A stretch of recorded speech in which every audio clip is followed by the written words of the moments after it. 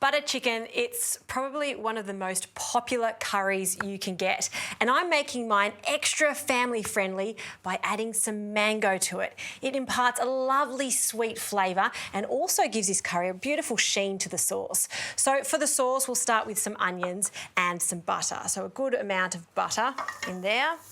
You could also use ghee for this if you have. And in with our onions, one diced onion. And we'll just coat those onions in the lovely butter. We've got some garlic and some ginger too. And I like a lot of ginger for this. So 2 cloves of garlic and about a 3 to 4 centimetre piece of ginger. I've just peeled that. And I'm doing this on the microplane just so everything cooks faster and we get more of an intense flavour of that ginger. So it just blends in with everything. Okay, that's looking good. We'll add that to our onions and give that a stir, okay? And you can see that those onions are softening down. We don't necessarily need these to be caramelised or golden, just soften so we take away the rawness of the onions.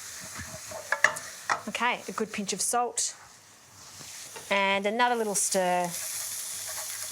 That's looking good. Okay, I always start with the whole spices. So I've got 3 cardamom pods and I like to grab a knife and just bruise them slightly, just opening up those pods. And by doing that, we're going to extract more flavour out of them. See how I've just broken them slightly?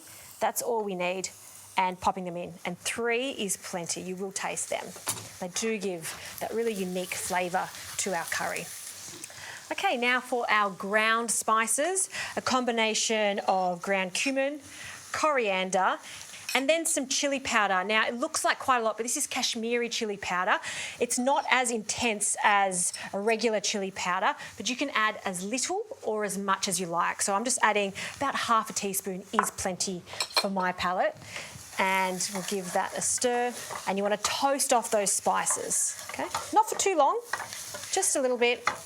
Now in with the tomato. This is just crushed tomatoes. You only need about half a can, so 200 grams of the tomatoes, and we'll cook that off.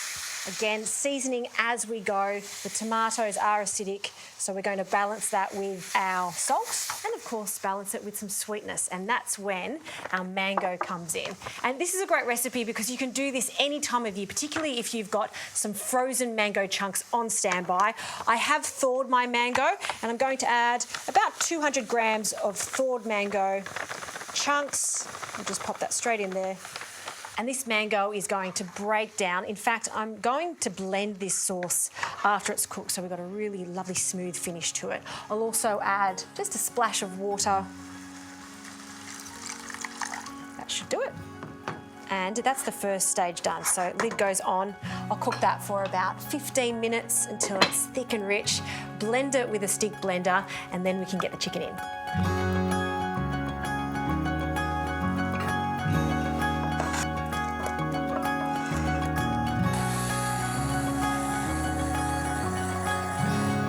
Okay, I've blended the sauce, it's lovely and smooth, and I love that gorgeous orange colour that we've achieved there. And it's time to add our chicken. I love to use chicken thigh for this. It's forgiving, it stays nice and moist as it cooks so it won't dry out. And I'll just cut it into big chunks, just like this.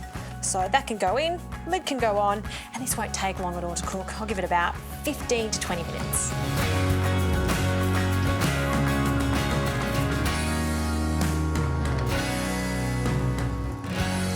Smells fantastic, and look at the gloss on that, just perfect. Now I like to finish this off with a splash of cream, and just like you were making a butter chicken, you'd add the garam masala, which is an Indian spice that's a mixture, it's a blend of different spices, and it is really nice to add that at the last minute. That fresh spice flavour is what we're after. Give that cream a stir through just to warm through and thicken slightly. I've also got some naan. I've just warmed up on each side for about 2 minutes. Great addition to any curry.